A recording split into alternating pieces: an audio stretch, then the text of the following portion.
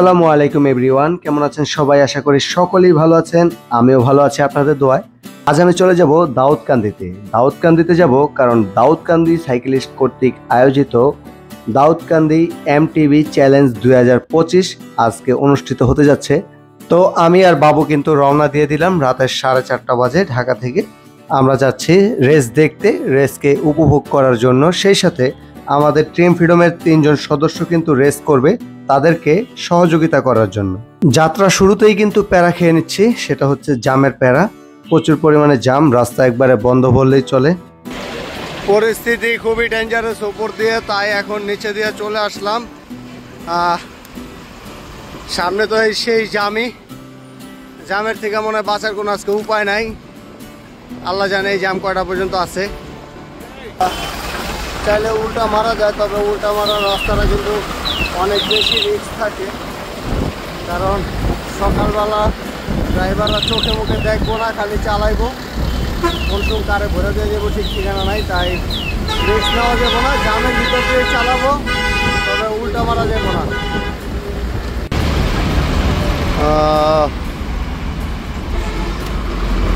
ভাবছিলাম মদনপুর পার হওয়ার পরে জাম হয়তো বা কমে যাবো, কিন্তু জাম কিন্তু কমে নাই, জাম আরও বাড়ছে। তো অলরেডি 51 মিনিটে 15 কিলোমিটার চালাইছি।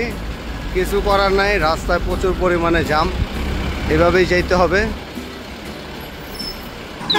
দরিয়াকান্দি এসে আবারও একটু ব্রিজে জাম পাইলাম, তো সামনে আবারও গাড়ির চাপ আছে। আসলে আমার কাছে মনে হচ্ছে গাড়িগুলো রানিংয়ে আছে, তবে এখানে যখন একটু স্লো পানি থেকে স্লো কইতাছিলাম,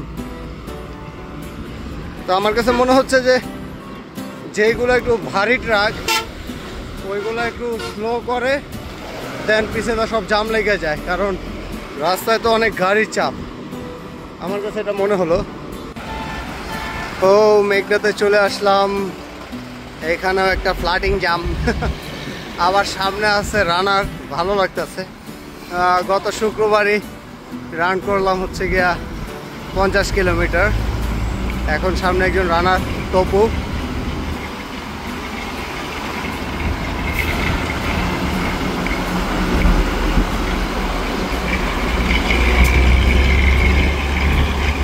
গুড রান একজন রানার বাইরে দেখা পেলাম, রান করতেছে মেঘনা ব্রিজে, খুবই ভালো লাগলো। তো ওইটা ভালো লাগলো, এখন কিন্তু ভালো লাগতেছে না। মেঘনা উঠার জন্য প্রচুর গ্যাদারিং আর বাতাস। ও খুবই কি অবস্থা বলবো, বুঝতে পারতেছি। তবে সকালটা অনেক ভালো লাগতেছে। ও এই মুহূর্তে আমরা এখন মেঘনা ব্রিজে আছি, এখন বাজে 5:38। আমরা অলমোস্ট 27-27.5 কিলোমিটার চালায় এসেছি। তো প্রচুর জাম, তো ভাবলাম এই সুযোগে একটু ছবি তুলি। মেঘনা ব্রিজ, সকালের ওয়েদার জাস্ট ওয়াও, কি বলবো, জাস্ট ওয়াও একটা ওয়েদার। এই যে আমার সাথে সজীব বাবু, দুজন মিলে এই যাত্রা শুরু করছি। তো এই মুহূর্তে আমরা অবস্থান করছি দাউদকান্দি ব্রিজে। দেখতেই পাচ্ছেন যে দুইটা গাড়ি যখন পাশাপাশি আসে, তখন যখন আমরা সাইকেলিংটা করি, এই যে একটা অবস্থা হয়, যখন লুকিং গ্লাসে দেখি যে দুইটা ট্রাক পাশাপাশি আসতেছে, আসলে এই ভয় কাউরে বুঝাই পারব না।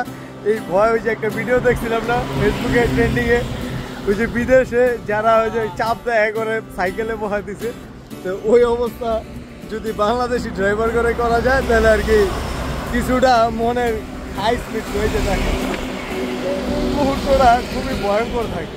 সামনে আরো আসতে আছে, সব ডাবল দেখলেই আর সাইকেল চালাইতে মন চায় না, মন চায় উইটটা সাইডে উইটটা দাঁড়া থাকি। ওই যে বাসটা, এই অবস্থা দেখলে আর সাইকেল চালাইতে মন চায় না, মন চায় সাইকেলটা সাইডে উঠে হাঁটতে হাঁটতে চলে যায়। হয়তো আরেকটু হইলে উপরে তো উঠে যেত। চলো, এই মুহূর্তে আমরা চলে আসছি রেস স্টার্ট পয়েন্টের এখানে। রেসাররা আস্তে আস্তে আসতেছে আর আমরা একটু আগেই চলে আসলাম। আমরা পেসার, ওই যে রানিংয়ে যে পেসার থাকে না, যারা নতুন নতুন রানার করে নিয়ে যায়।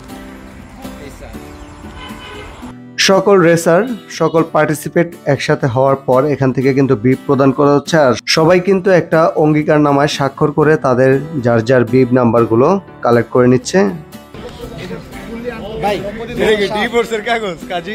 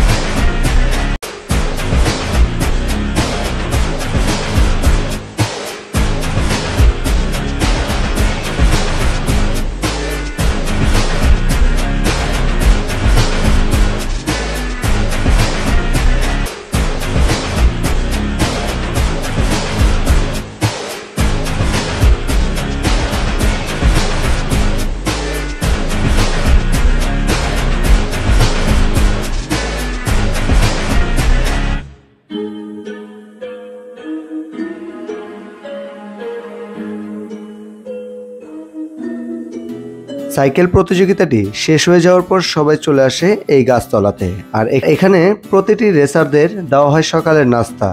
সেই সাথে ছোট্ট একটি অনুষ্ঠানের মাধ্যমে সকল রেসারদের সম্মাননা প্রদান করা হয়, মেডেল প্রদান করা হয়।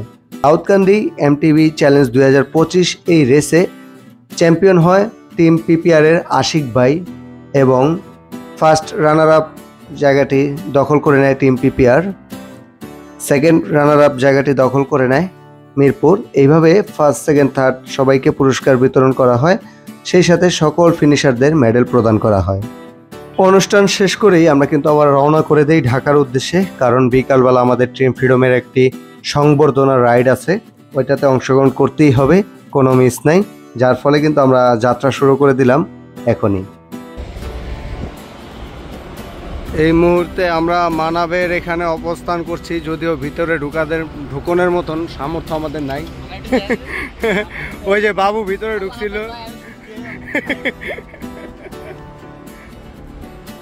আসার পথে ভাবলাম একটু মানাবের সাথে ছবি তুলে যাই, যদিও ভিতরে ঢোকার মতো সামর্থ্য এখন নাই, আগামীতে হলে হতে পারে। যাই হোক, ভিডিওটা এখানেই শেষ করে দিচ্ছি, দেখা হবে পরবর্তী ভিডিওতে।